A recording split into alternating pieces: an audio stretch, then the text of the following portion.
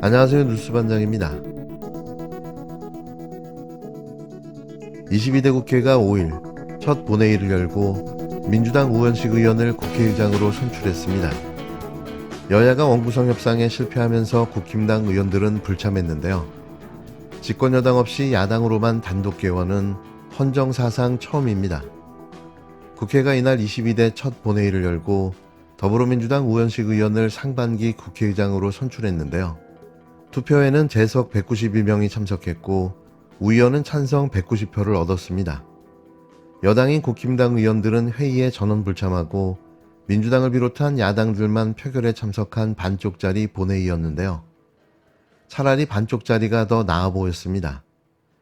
여야 원내 지도부는 본회의 직전까지 원구성 협상을 벌였지만 법사위와 운영위, 과방위원장을 두고 어떠한 타협점도 찾지 못했는데요. 소수 여당의 오지는 목리가 압권이었습니다. 먼저 오늘 22대 총선 이후 처음으로 국회 본회의장에 함께하고 계시는 의원들의 당선과 임기 개시를 진심으로 축하드립니다. 국민의힘은 여야 합의에 따라 오늘이 공식 개원일이 되어 의장단을 선출하고 원구성을 할 수 있기를 바랬습니다. 하지만 아시는 바와 같이 그렇게 되지 못해 여당 원내대표로서 매우 유감스럽게 생각합니다. 지금 본회의가 열렸다고 하지만 여야 간 의사일정 합의가 없었기 때문에 본회의는 성립할 수도 없고 적법하지도 않다는 점을 분명히 말씀드립니다. 제가 오늘 이 자리에 참석한 이유는 오늘 회의의 문제점을 지적하고 항의하기 위함이지 본회의를 인정한 것이 아닙니다. 본회의를 열 권한은 의장에게 있습니다. 의장이 교섭단체와의 협의를 거쳐 본회의 의사일정을 작성하고 협의가 되지 않으면 의장이 결정하게 되어 있습니다. 그런데 지금은 국회의장 공백 상황입니다. 그래서 사무총장이 의장 대리로 임시국회 소집 공고를 하고 임시의장이 선출되어 집회가 열리고 있지만 임시의장은 사회만 볼 수 있지 여야 합의도 없는 상황에서는 본회의 소집 권한이 없습니다. 그런데 첫 국회 집회일인 오늘 이 자리가 의사일정 합의 없이 일방으로 진행되고 있습니다. 거대 야당의 힘자랑으로 막무가내로 국회를 끌고 가고 있습니다. 지난 총선에서 국민의힘에 힘을 실어준 45.1%의 민심을 존중하지 않고 짓밟고 조롱하고 있습니다. 국회법에는 6월 5일 첫 본회의를 열고 의장단을 선출한다고 되어 있지만 이 조항은 여야가 협의해서 의사일정에 합의를 하여 회의를 개최하라는 조항입니다. 그래서 역대로 지금까지 여야가 치열한 협의 과정을 거쳐서 원구성 협상을 마무리했던 것입니다.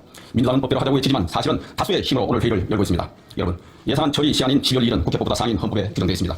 그러나 지난 매번 여야 간 합의가 마무리되지 않을 경우 예산 처리의 법정 시한을 넘겨 처리해왔습니다. 최근 윤석열 정부 출범 후인 2022년에는 민주당과 협의 지연으로 법정 기한을 22일 넘긴 12월 23일, 2023년에는 19일 넘긴 12월 21일에 예산을 처리했습니다. 헌법 규정 사항에도 불구하고 항상 여야 합의로 예산 처리를 위해 협상하고 타협, 합의하는 과정을 거쳤으며 바로 이것이 의회 민주주의입니다. 국민을 소개하지 마십시오. 지난 18대 국회를 기억해 보십시오. 당시 한나라당은 153석, 민주당이 81석이었습니다. 지금과 비슷한 상황입니다. 의석 차이에도 불구하고 여야 합의하는 회의 앞에 본회의를 열지도 의장단을 선출하지도 않았습니다. 당시 6월 5일 임시국회가 소집되었지만 개의되지 않았음 의사일정 미합의로 인해 의장, 부의장 선거를 하지 못함이라고 기록되어 있습니다. 거대 야당은 총선의 민의를 따라야 한다며 일방 독주를 강행하지만 그것은 총선 민의를 오독한 것에 불과합니다. 총선 민심은 협치의 복원입니다. 야권을 200석에 미치지 못하게 한 민심의 뜻은 협치하고 대화를 통해 국민을 위해 함께 일하라는 것입니다. 이것이 국민의 명령입니다. 여러분, 국회는 언제나 다수당과 소수당, 일당, 이당이 존재해 왔습니다. 하지만 소수당에 대한 존중 없이 다수결의 원리는 작동되지 않았습니다. 이것이 국회의 관례이고 역사인 것입니다. 헌정사를 돌아보면 영원한 여당도 다수당도 없었습니다. 여야가 바뀌고 다수당과 소수당이 바뀌는 일이 숱하게 일어났습니다. 선배 의원님들께서는 그 어떤 상황 속에서도 상대를 설득하는 합의의 정신을 중요한 가치로 여겨왔습니다. 과거 동물국회가 불리던 시대에도 깨지지 않았던 전통입니다. 여야가 힘을 합쳐 국회를 운영하고 민심을 챙기는 것이 국민의 명령이라는 점을 잊어서는 안 됩니다. 민주당도 이러한 명령에 부응해야 합니다. 여야 경쟁 속에서도 협치의 틀을 마련해야 합니다. 원구성부터 힘의 논리가 지배한다면 여야 협치는 존립 근거를 잃게 됩니다. 국민의힘은 얼마든지 협력하고 힘을 합칠 준비가 되어 있습니다. 민생 현안이 쌓여 있습니다. 힘을 합쳐도 시간이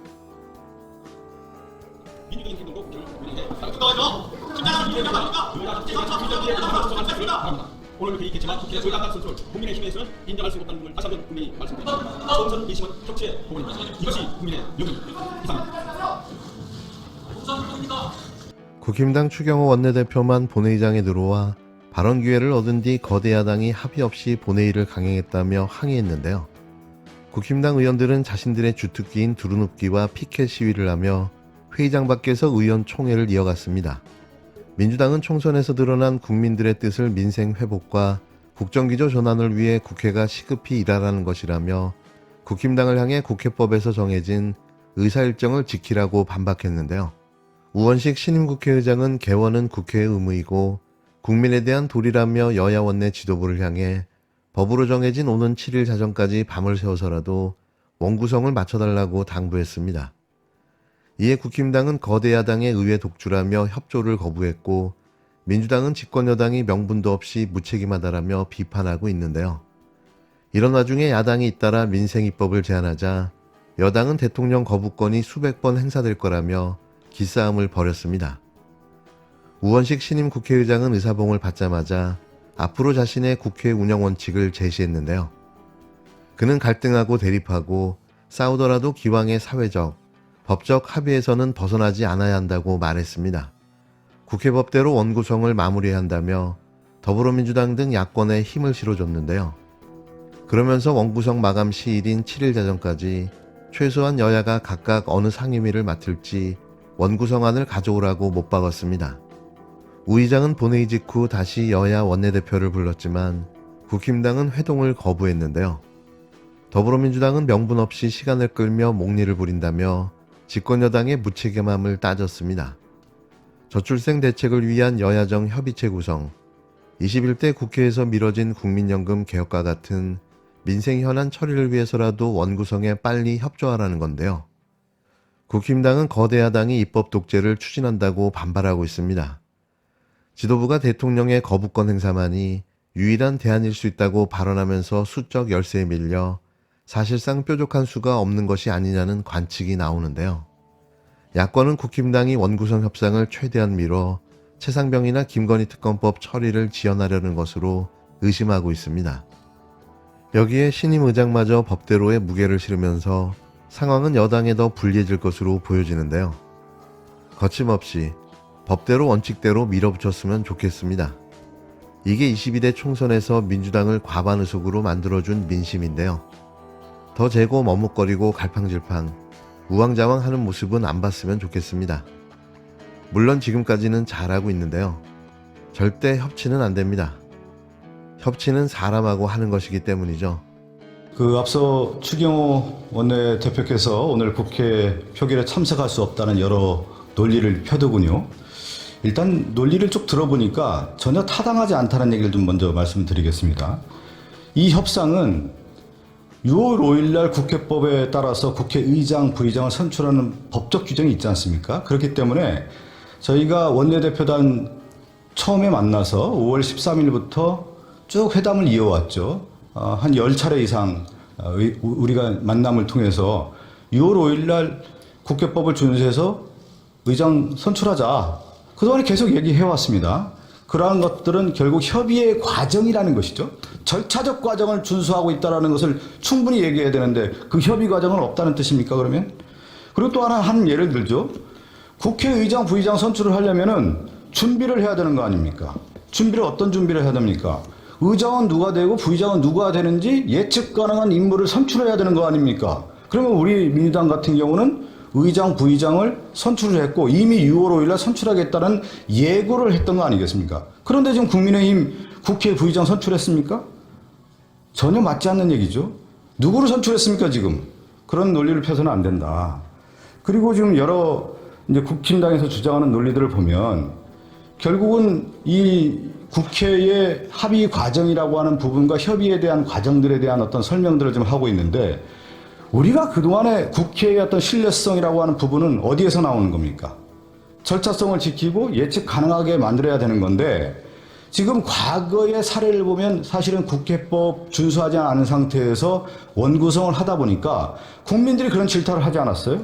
야, 제대로 좀 국회 구성을 해서 민의를 받들고 가장 어려운 민생 회복에 앞장서라고 하는 얘기들을 늘어이 해왔기 때문에 이번 22대 국회는 좀 바꾸자. 그런 변화의 물결에 맞게 새롭게 원구성도 하고 국회법 절차를 지키자는 얘기를 늘어이 해왔던 겁니다. 그것을 지키지 않은 것이 국민의힘인 거고 또 하나 제일 중요한 게 하나 있죠. 이번 총선의 민의가 뭐였습니까?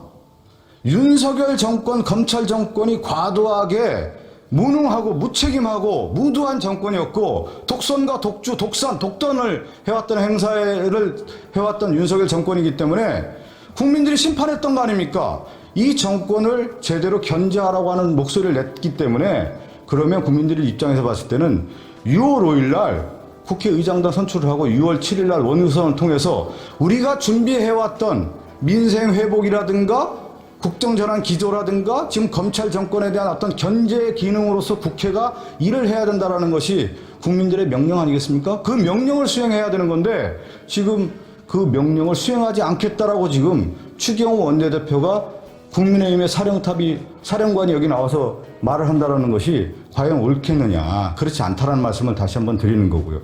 원구성도 마찬가지입니다. 실질적으로 원구성을 우리가 위해서는 무엇을 하자는 겁니까? 국민들을 위해서 일을 하자라고 하는 것이 조속하게 일을 해야 된다는 그런 뜻인데 국민의힘이 원구성을 늦춘다라는 것은 뭐냐면 그런 의도가 있는 것이죠. 대통령실 눈치 보고 그동안에 국민의힘이 거수기 역할을 했다라는 것을 다시 한번 증명하는 거 아니겠습니까? 이 부분에 대해서 우리가 강력하게 성토를 해야 되는 거고 원구성에 있어서 기준이라는 게 분명히 있잖아요. 우리가 무엇을 해야 될 건가? 분명히 그 기준들이 있는데 그 기준에 있어서 국민의힘이 이것을 인정하지 않겠다라는 것이기 때문에 우리는 과감하게 이 부분에 대해서 다시 한번 얘기를 해야 된다라는 말씀 드리겠습니다. 여러 이제 논란들이 있고 어떤 과정상에서 분명히 이제 불협화음이 있는 건데 그것을 해결하는 것이 정치적인 역할인 것이죠. 그것이 국회의 어떤 소임이고 민주주의의 어떤 절차된 과정인데 민주주의에서 가장 큰 역할 중에 하나가 국민의 뜻을 받들어서 대표를 만들고 그 대표가 책임이 있느냐 없느냐를 가리는 건데 저는 이번 총선 민심에서는 엄격하게 국민들이 준엄하게 경고를 했다고 봅니다. 국민의힘은 모습을 바꿔라. 검찰 통치 바꾸고 새로운 어떤 전환점에서 민생 정치를 하도록 노력하라고 하는 것이 국민의 명령인데 그것을 거부한다라는 것인데 여러분 잘 알듯이 국회가 입법권을 행사했을 때 법을 만들어서 그 법을 통해서 정책을 수행하고 국민들에게 민생 지원을 하라는 건데 윤석열 정권이 지금 거부권을 행사했습니다. 거부권을 행사해서 실질적으로 일을 할 수 없는 국회의 권능을 무력화했습니다. 근데 국회의 권능에 무력화하는 데 있어서의 지금 21대의 원구성을 다시 한번 국회를 무력화하겠다는 그런 뜻이기 때문에 받아들일 수 없다. 국회법 순서대로 우리는 계속해서 나아갈 것이라는 말씀 드리겠습니다. 이상입니다.